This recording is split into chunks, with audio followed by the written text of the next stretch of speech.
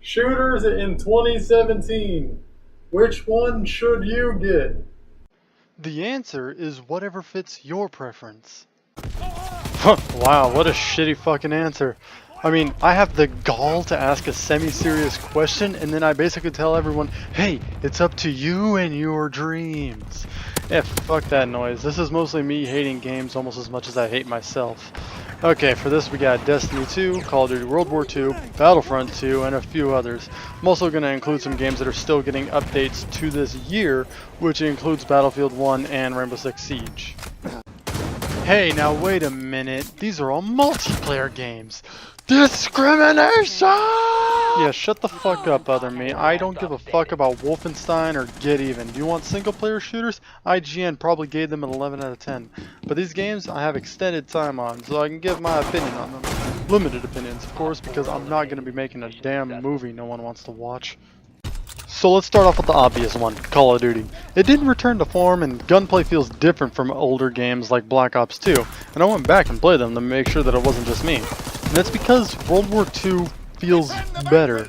I know, but that's all the praise I'll give it other than the fact the game runs at 60 FPS. The game is still a mindless shooter that rewards fast reaction and people with better guns, because balance is something that matters to the Call of Duty devs, but only enough to make sure that LMGs are never viable. Also, the game pissed me off pretty damn quick when I played the war game mode. It looks fun to watch, but I'll be the first to say it only looks fun. On the match I played, I got spawn killed multiple times on attack, and when I defended, I just ran a shotgun and hid in a corner because I play Siege, and that's what qualifies as gameplay in that. Also, fuck no unlimited sprints. That's never been fun in Call of Duty, and even EA realizes that with Titanfall 2, Battlefield 1, and Battlefront 2. They let you run to your heart's content. That is until they start charging to run. Destiny 2 is a shit game. It barely has more content than Year 1 Destiny 1, and has less content than Year 2 Destiny 1. So basically I paid $60 to leave more content behind to play what is a more refined shooter, which any of the improvements that they fucking made could have been an update to the first game. It's a waste of money and time. It's a $60 standalone expansion where the previous 3 years only matter in memory and are a reminder why Destiny 2 is a shell of what could have been and Bungie's inability to properly develop a game past release. The December update, due to change things radically, is gonna come out then, but probably not December 2017, probably 2018 with all the delays, and that's going to be the game's biggest test on whether people should play it or not. Battlefront 2 recently stopped the purchase of crystals, which at the time made the game basically pay to win, and since then, EA CEO Andrew Wilson can't get an erection anymore. One can only wonder if Disney stepped in and said, hey, stop fucking up my multi-billion-dollar franchise, you bitch. But that remains to be seen.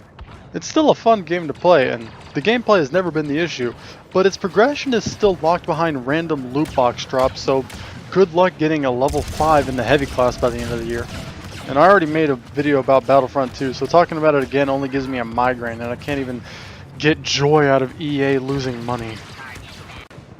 Battlefield 1's biggest accomplishment is somehow ruining the perfect formula for a game's progression system that was in Battlefield 4, but I guess they needed to take 3 steps back, so they did something right here.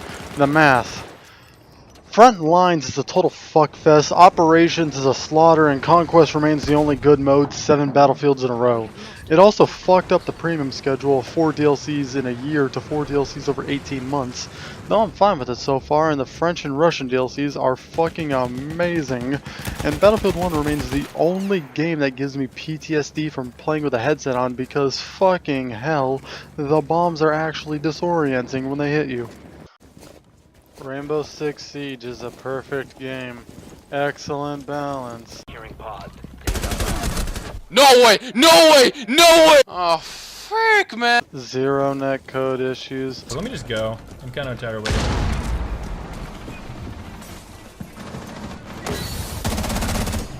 How long was she there? I just rubber banded back to... What? What? And isn't rage inducing at all. I got this. I got this.